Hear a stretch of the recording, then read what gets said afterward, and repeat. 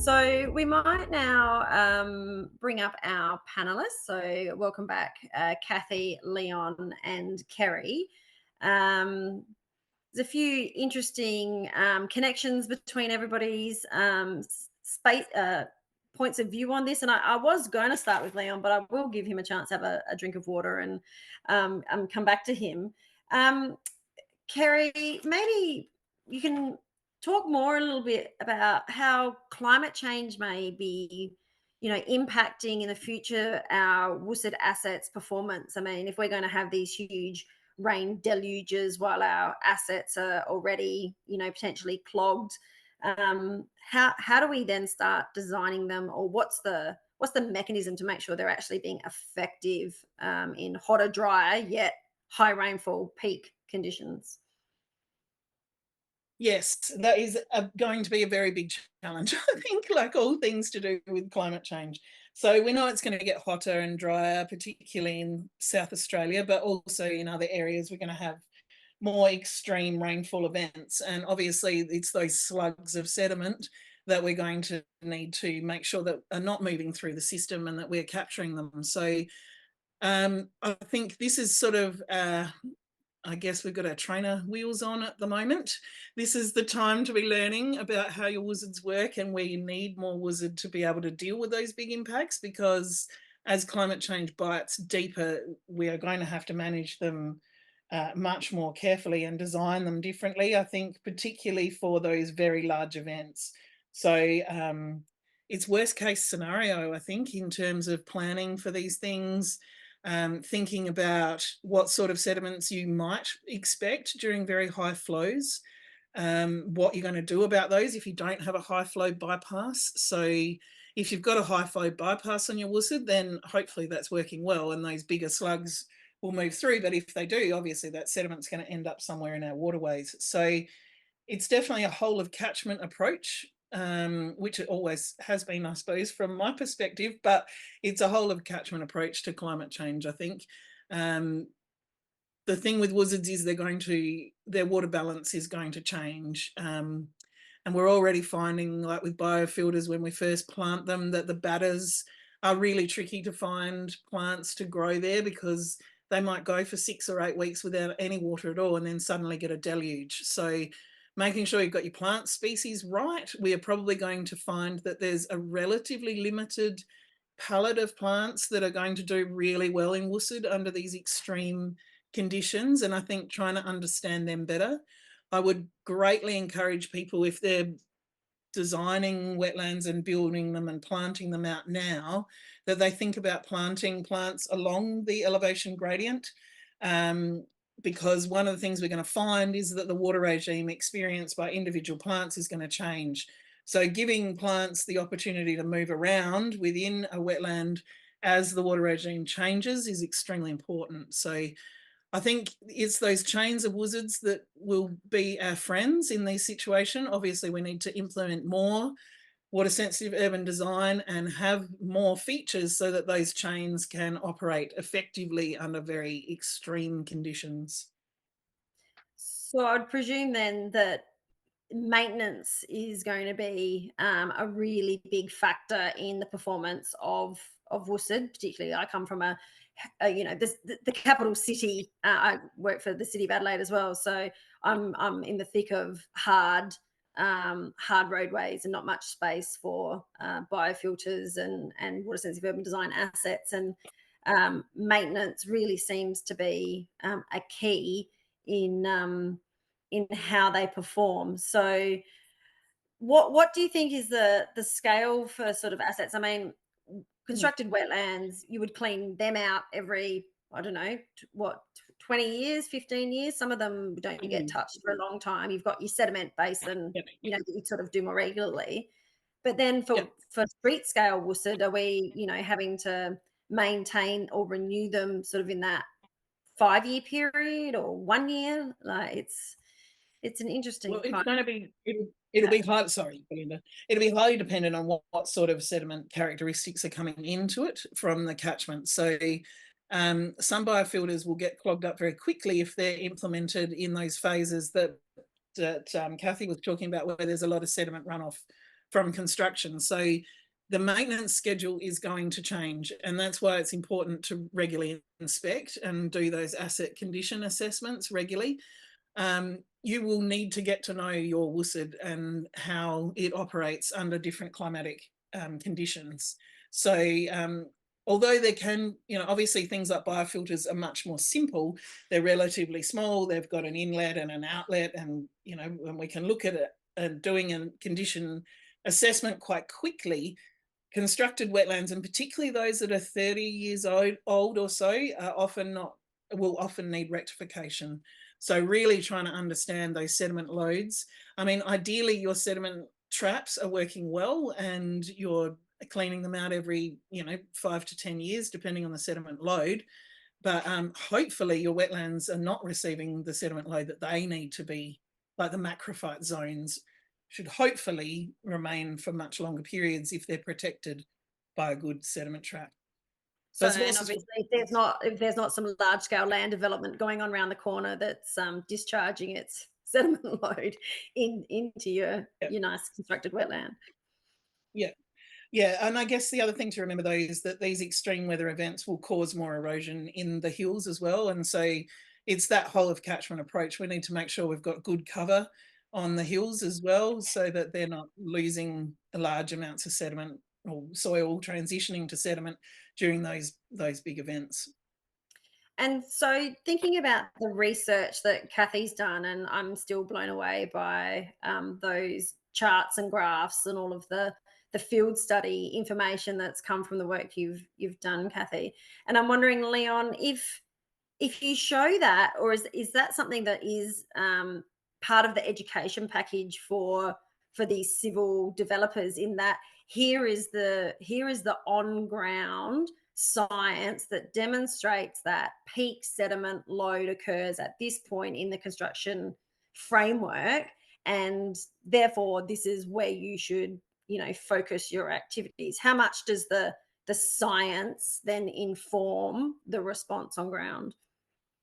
Yeah, it's really important having having that story, I think. And I think back to when we were first establishing an ESC compliance program, we called it our dog and pony show. We used to go around and talk to different managers and councillors and other local governments, people in the state government, with that kind of narrative to explain why it's important. We didn't have that kind of great research that Kathy's done, but we had photos and anecdotal things. And I think absolutely what Kathy's research shows is what anyone who's worked in the industry for a long time would acknowledge is the case with the sediment loading. So it's a really important piece of the puzzle, I think, to build that narrative so that you can get those decision makers at the political and the higher level to get behind it.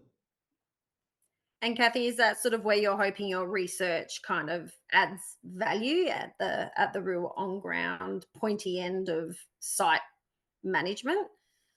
Yeah, I really hope so. And we're pretty well hooked into the stormwater industry and the WUSD industry, but it can be hard to then make connections with the construction industry. So we're trying to work with partners to make those connections. But yeah, I suppose that I would agree, like the research is important in building an evidence base, but just by taking people out on site and showing them what standard practice is. I mean, it sounds like standard practice in Queensland is way ahead where we are in Victoria, but the impacts are really clear anytime you go out on a building site.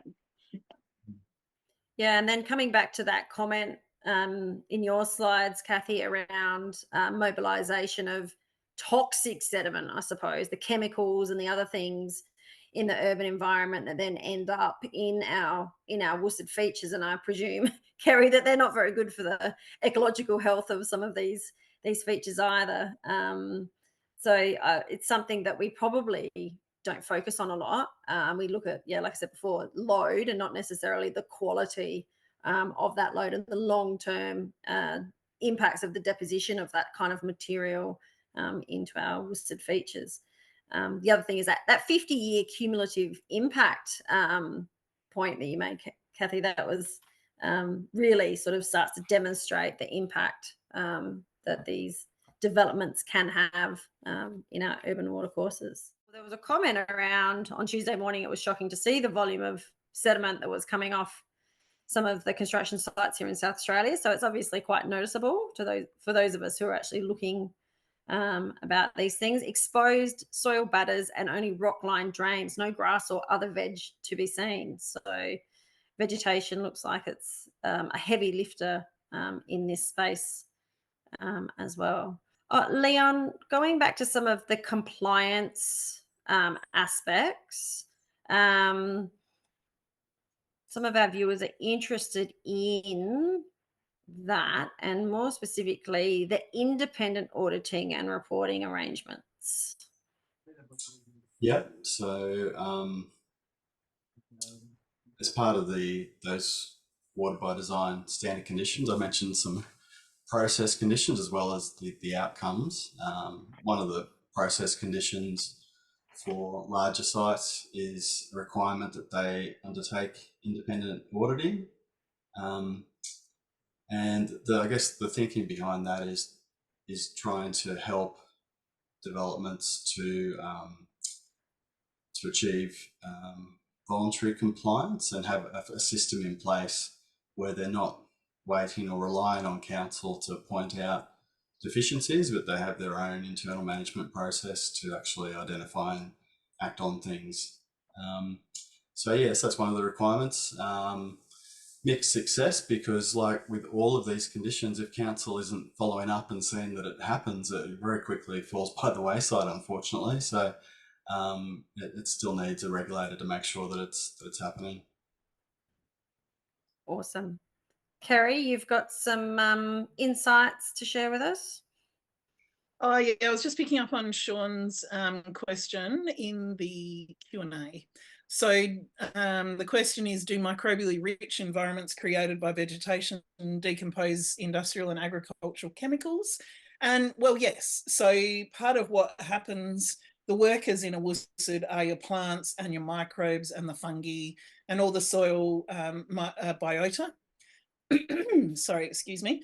So having those microbes, basically microbes are ubiquitous. So wherever there is a habitat that they can survive in, they will survive in it.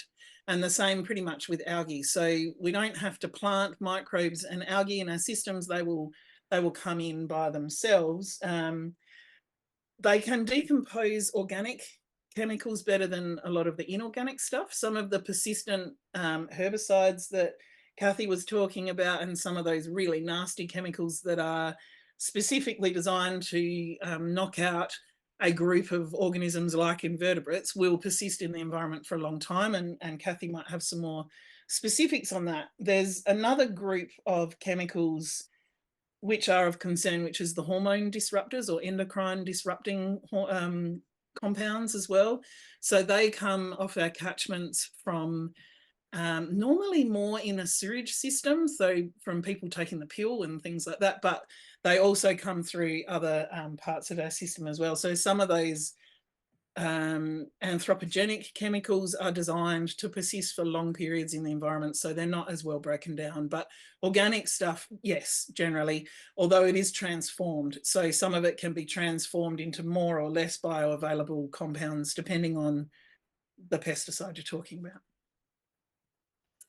Awesome. And I've just noticed in the chat as well that Bronwyn Scanlon has posted the economic costs of erosion and sediment loss from construction sites as a report. So I'm pretty sure a lot of people joining us today would be really interested in reading that in a bit more detail as to the costs and benefits of doing nothing versus investing in some better site control or substitute for compliance. So there was a question back here around political will. And someone noted that it's interesting that, as Leon was saying, that the report card for the river system was sort of what triggered something to be done in this space up. Is it Maroochydore, Leon? I think you mentioned the Maroochydore River. So did you find that even though that report card's probably more of a departmental sort of aspect, that there was political impetus or interest in that space? Yeah, the report card is released to the public. It's a quite an effective communication tool that's aimed at the general public. So it was picked up in the media, and we still had newspapers back in those days. So it was all over the front page of the newspaper, and that for unsurprisingly, the for an environmental issue, it actually was a top down thing where the politicians actually wanted to see improvements. So yeah, that was really good. So I don't know if you have a similar things in South Australia, but that report card has been quite good for Southeast Queensland for a whole range of water initiatives. Yeah, we definitely find that headline newspaper articles on iconic urban watercourses in Adelaide tend to tend to start up some good discussion and sometimes investment in improvement.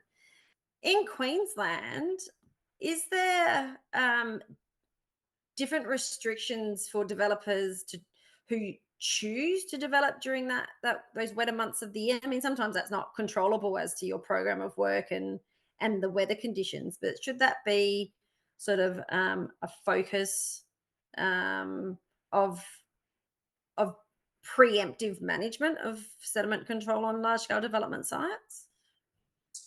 Um, there's some climatic regions where it should be, yeah, where they have really pronounced wet and dry periods. People probably think that Queensland's just wet, but there's the dry tropics around Townsville. It's bone dry for a large portion of the year, and it's ideal for doing construction. It's also a cooler time of the year, and then it gets very wet.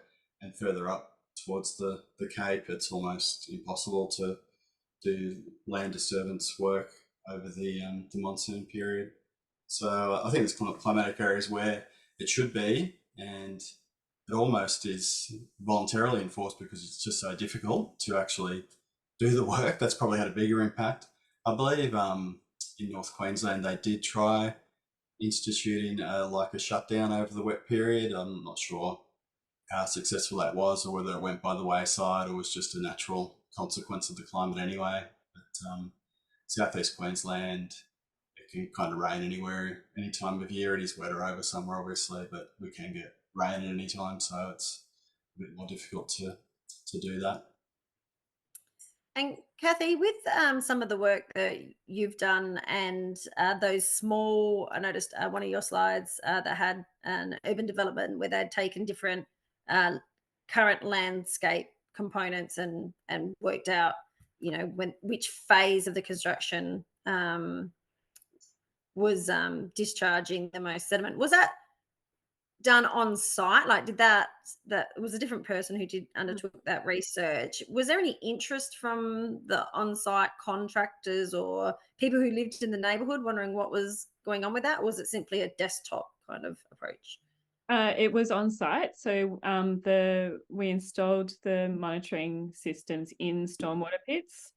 So we were whizzing around site, climbing in and out of stormwater pits every week or so, and we were never approached by contractors, or we got approached a few times by residents who were more interested, but the contractors just kind of kept on with what they were doing. So yeah, not so much. They weren't informed ahead of time that they were going to be the subject matter for some key scientific research. We didn't want to change practice. We just wanted to observe what's happening under standard practice. We didn't really want to, we didn't want everyone to be on their best behaviour. We just wanted to see what people were doing in a normal development. Yeah, awesome. Right. Now, before we completely wrap up today and we say thank you to everybody who has joined us and has been panelists and presented for us, our program, Water Sensitive SA, has got a whole range of state and local government partners, as well as partners who join us in specific projects in which they can add value to and get value from in the long run. So some of them are national programs with the CRC for water sensitive cities, water sensitive Australia. So we do have a really good range of partners that we probably wouldn't get through the amount of work and really provide a whole lot of that value to our industry without them. So I just want to give them a bit of a plug. Thank you very much. We'll see you next time.